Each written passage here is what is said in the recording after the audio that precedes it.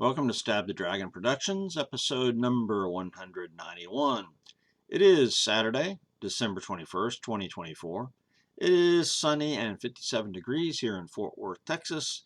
We're here today for a whiskey holiday special.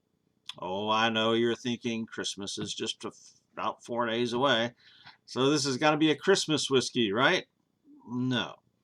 This is a video in honor of the United States Space Force, the newest branch of the U.S. Armed Forces, founded on December 20th, 2019, 5 years ago yesterday. So in honor of the Guardians, those space soldiers who guard the final frontier, I will be reviewing Starward Nova, an Australian single malt whiskey. It was the only whiskey I could come up with that had some kind of a theme that halfway is related to the Space Force. Before I review this whiskey, let's discuss the U.S. Space Force just a little bit. Although it was founded during the first Trump administration, its roots go back all the way to the 1950s at least. The U.S. Air Force was founded in 1947, coming out of the U.S. Army Air Corps. And in 1954, the Air Force established the Western Development Division, very innocuous sounding, under Major General Bernard Shriver, to develop technologies important for space. But it was the U.S. Army, actually, that led the space effort initially with the launch of Explorer 1 in January of 1958. NASA was then created later that same year. But all of the branches of the military contributed to the space mission along the way until finally President Trump recognized the obvious need for a unified space command and founded the U.S. Space Force. Now, back in 1957, General Shriver spoke prophetically, saying, "In the long haul, the safety of our nation may depend upon achieving space superiority. Several decades from now, the important battles may not be sea battles or air battles, but space battles. And we should be spending a certain fraction of our national resources to ensure that we do not lag in obtaining space superiority." I well remember the plans of President Ronald Reagan to form a space-based ballistic missile defense in the 1980s, and how the press ridiculed it. They called it Star Wars, derisively. Just as the press would ridicule Trump in founding the Space Force in 2019. Now, today, with the Communist Chinese seeking space superiority, with Russia and China having developed and deployed hypersonic missiles, and North Korea has nuclear-tipped ICBMs that can reach the United States, Iran is not far behind. The press has egg all over their faces once again, but they won't acknowledge it. And the folks in New Jersey and other places facing these drone swarms are not laughing at all. With rogue asteroids coming perilously close to hitting Earth time and time again, and all the rumors out there about UFOs and space aliens, yeah, we need the U.S. Space Force. So, cheers to you Guardians out there. Semper Supra.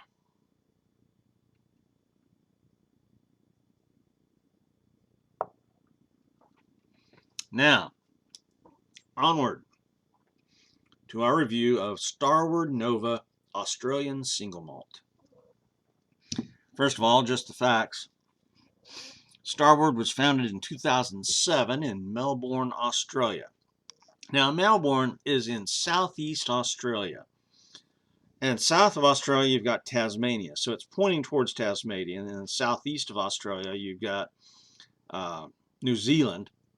But just south of Tasmania, you've got Antarctica. David Vitale, or Vitale, something like that, founded Starward in 2007. The barley they use is grown right outside of Melbourne, and it's aged in Australian red wine barrels that come from the wineries just outside of Melbourne. This bottle comes in at 41 ABV or 82 proof. It is age stated on the bottle as 2 years. Now, you know that Scotland, their minimum aging requirement is 3. I think that's also true in Canada. So why 2 years? Because Melbourne's got a climate that's not unlike Texas. Very radical. You get hot summers, which their summers are our winters. You've got cold winters. They said you could have 4 seasons in a day. Well, that sounds like Texas. So, it doesn't take very long. 2 years to age this whiskey, and look at that. That's a 2-year-old whiskey. There you go. So Scott's distilleries can be envious, I guess. I think I paid about $45 for this bottle in November of 2024. Goody goody. But now the website says it's not listed. But I don't think it was listed a month ago when I bought the bottle either. Tasting notes. The website says rich chocolate raspberry pudding covered in vanilla, caramel, and spice. I gave this whiskey a score of 91. Pretty high for me. Letter grade of A. My recommendation. This is an outstanding single malt, especially if you're looking for a red wine finished malt whiskey. Very fruit forward here. It's not too sweet. This would pair well with a lot of desserts, especially a chocolate cake with raspberry sauce drizzled on it, or a raspberry cheesecake. If you want to try an Australian whiskey, here it is. Highly recommended. If you're a member of the U.S. Space Force, here's your whiskey. Or if you're a sci-fi nerd or space nerd like me, this works. This is seriously going to be one of my favorite whiskeys now, and I hope to always have it in my bar at the house.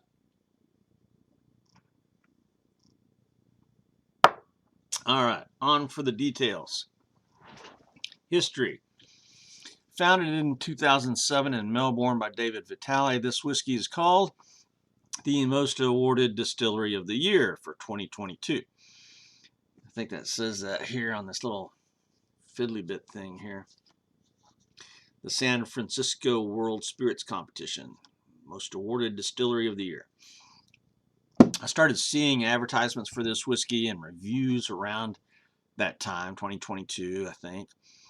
And I knew I wanted some. Always being a fan of science fiction, and I grew up watching the Mercury space flights, the Gemini space flights, the Apollo moon landing stuff. I grew up with all that. I was a kid of the 60s. So this label caught my attention. Star Trek, Star Wars, absolutely. As I was looking for a whiskey to go along with the U.S. Space Force birthday, which was yesterday, this was a logical match. This is the only Australian whiskey that I'm aware of, and it's the only whiskey that had anything remotely resembling something for the Space Force. So history, 5 points. Bottle, label, and marketing.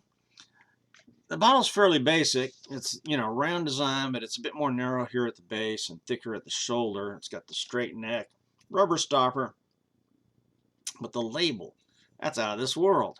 I really like this label. Where is it? There we go. Very space age-like, very appropriate for the name. Now the lettering at the bottom of the bottle here is a bit difficult to see, but contains all the essential information. Now, one difference between the website and this bottle. The website has this bottle at 43 ABV, and my bottle is 41. I wish I had a 43, but I got a 41. The cardboard fiddly bit thing, it gives good info about the awards. The website's really nice and helpful too. It's got some videos there to play. So all in all, 4 out of 5 points for bottle, label, and marketing. Composition. As a single malt, its mash bill is entirely malted barley. But they go into a bit of detail about the terroir, the climate, why it's aged for only 2 years. The barley is harvested just outside of Melbourne. The wineries that they get the barrels from are just outside of Melbourne. So, that they really speak with clarity on what's in this bottle. I couldn't ask for more, really. 2-year age statement on the bottle. So I've got to max him out on this one in 15 points. There's not many whiskeys that get 15 points from me for composition. Now, single malts have a little bit of an advantage because you only have barley. I get it. But the red wine barrels, all that goes in here. So yeah. Appearance. There's a slight red tinge here to the whiskey. Brownish with a red tinge. And that's due to being aged in those red wine barrels. It's not exceptionally dark, but it's pretty dark. Again, for being aged only for 2 years, reflecting their climate there, this is almost like a Texas whiskey. It's so dark. I do not think this has any added coloring. I could not find any information about that. But given the climate of Melbourne and what I know that climate does to Texas whiskeys, and the fact that it's got, aged in red wine barrels, I don't think it's got any coloring, but I couldn't find anything for sure about that. So appearance, that's a solid 4 for me. And I like aesthetically a darker whiskey. So there you go. Nose. Now the website says bold flavors of red berries, dark chocolate, and orchard fruit. My nose is next to useless, but I can smell those red berries in here. I mean, this smells like strawberries, raspberries, cherries, the chocolate, just a little bit maybe. Very nice nose.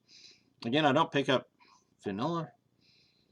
I don't know, maybe just a little bit of vanilla, but that is a nice nose. So 9 out of 10 points, and I rarely go that high on a nose. So that's pretty outstanding. 9 points.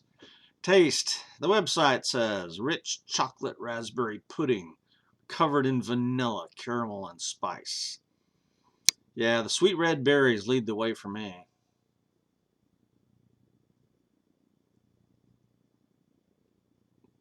So fruit forward. It's sweet, but not sickeningly sweet at all.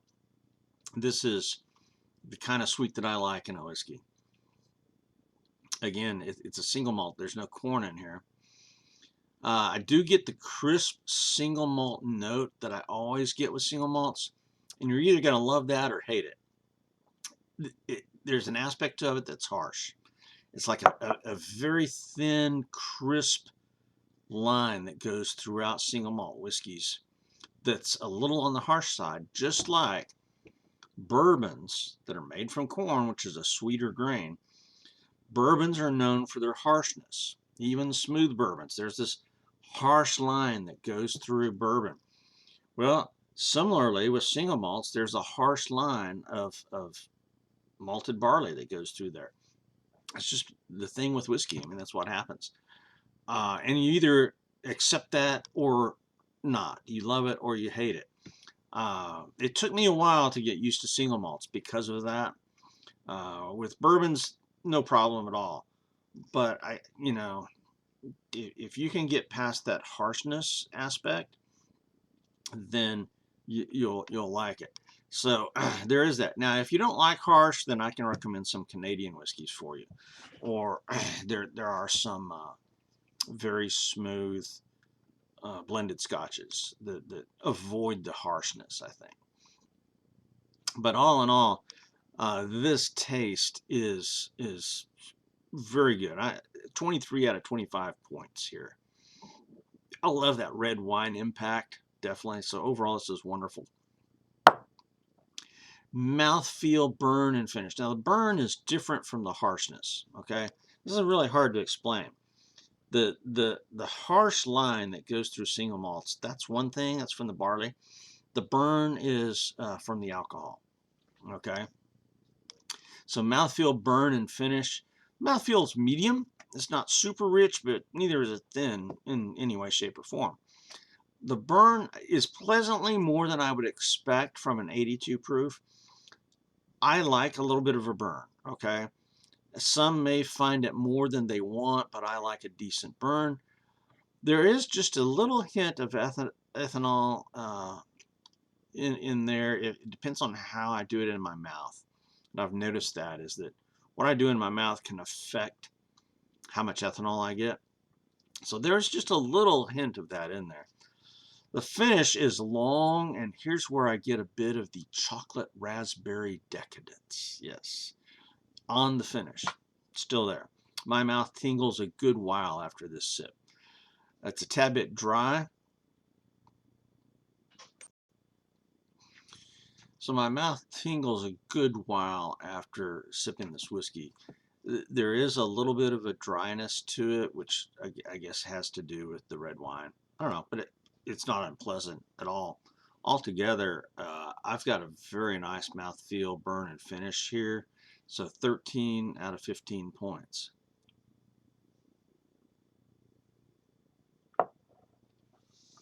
Neat or mixer?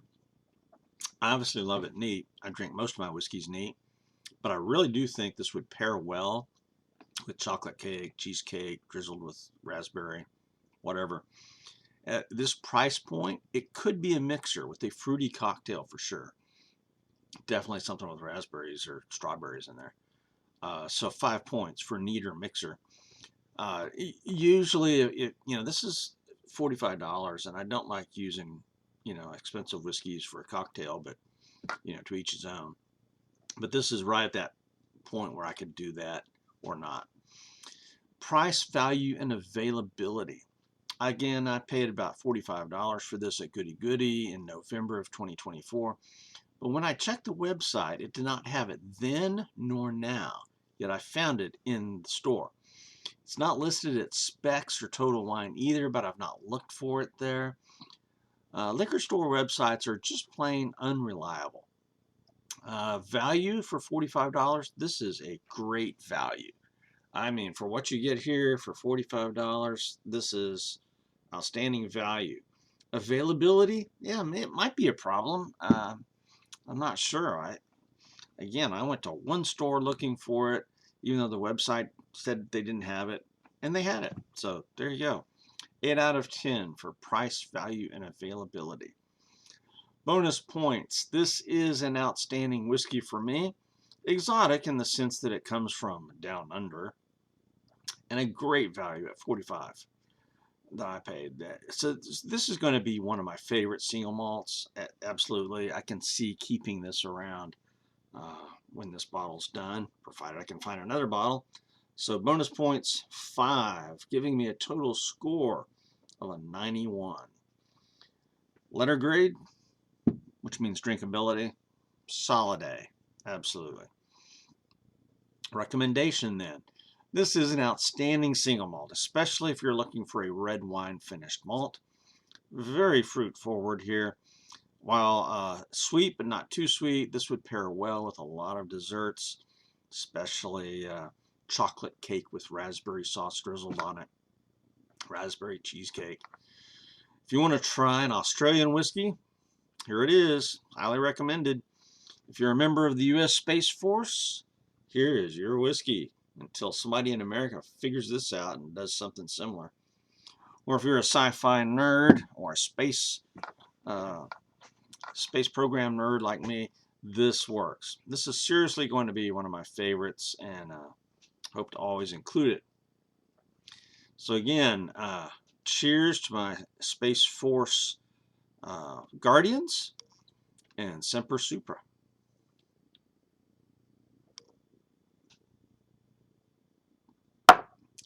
This is Stab the Dragon Productions, out here.